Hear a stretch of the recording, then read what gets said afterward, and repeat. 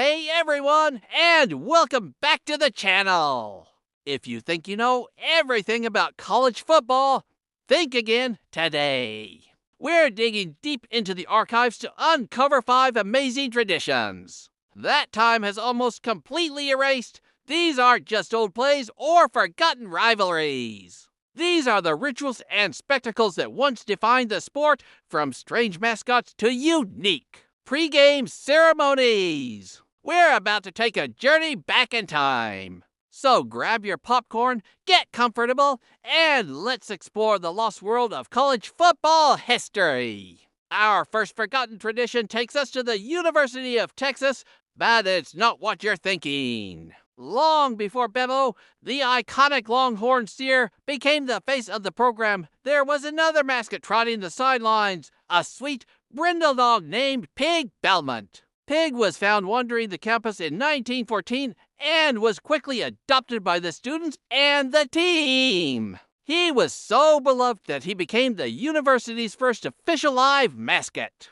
Pig would lead the team onto the field wearing a varsity blanket and even had his own T branded on his side. Don't worry, it was applied with just a little hair dye. He attended every game and team banquet until he passed away in 1923. The entire university mourned his loss, and students even erected a statue in his honor, which you can still see on campus today. So next time you see Bevo, remember the little dog who started it all. A true pioneer of college football mascots. Next up, let's head to the West Coast and talk about a tradition that was both spectacular and, frankly, a little bit dangerous.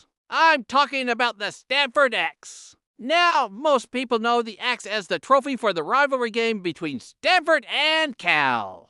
But its origin story is way wilder. It all started in 1899 during a heated baseball game between the two schools. A group of Stanford students brought a Lumberman S-Axe to the game to chop up a straw effigy of a Cal player. After the game, Cal fans swiped the Axe, and for the next 31 years, it was hidden away in Berkeley, becoming a symbol of their dominance. There were countless elaborate plots and heist attempts by Stanford students to get it back, involving everything from disguises to fake mustaches. It was like a real-life spy movie.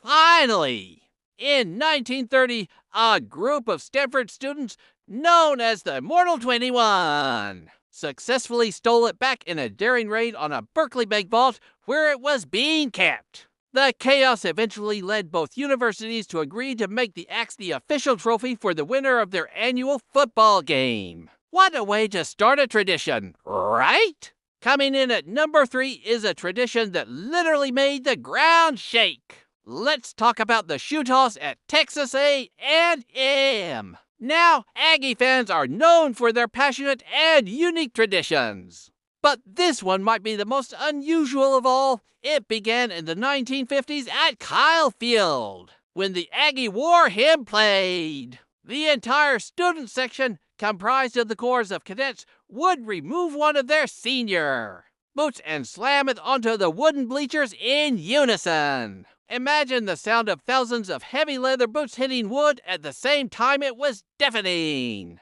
and intimidating for any visiting team. The tradition was a powerful display of unity and spirit. Unfortunately, as the stadium was renovated and expanded over the years, the old wooden bleachers were replaced with concrete and aluminum ones. The sound just wasn't the same, and the practice slowly faded away by the 1970s. While Aggies still have plenty of traditions, the legendary shoe toss is one that now only lives on in stories and old photographs. For our fourth forgotten tradition, we're traveling to the Ivy League. Believe it or not, before the days of multi-million-dollar TV deals and massive stadiums, the most prestigious game in all of college football was the annual Thanksgiving Day Showdown between Yale and Princeton. From the 1870s all the way through the early 20th century,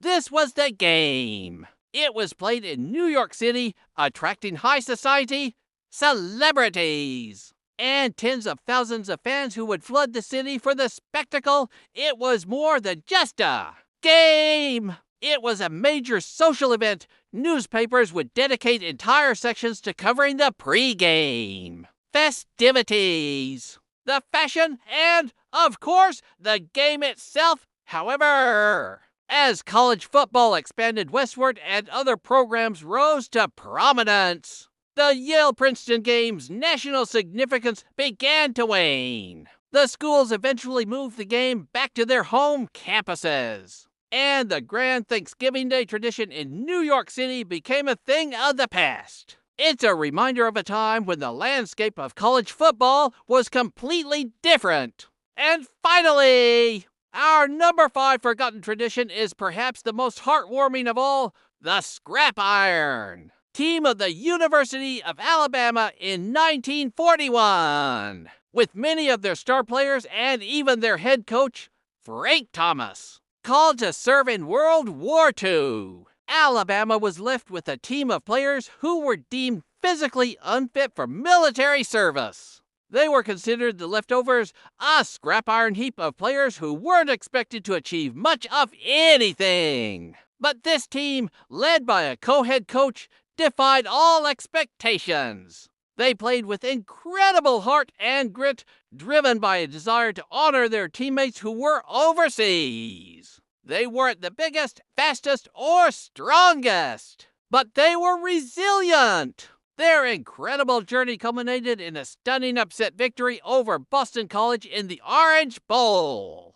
The Scrap Iron team became a symbol of American resolve during a difficult time, proving that spirit and determination can triumph over any odds. Their story is a powerful testament to the character-building nature of college football, a tradition of heart that should never be forgotten. And there you have it, 5 incredible college football traditions that have been lost to time.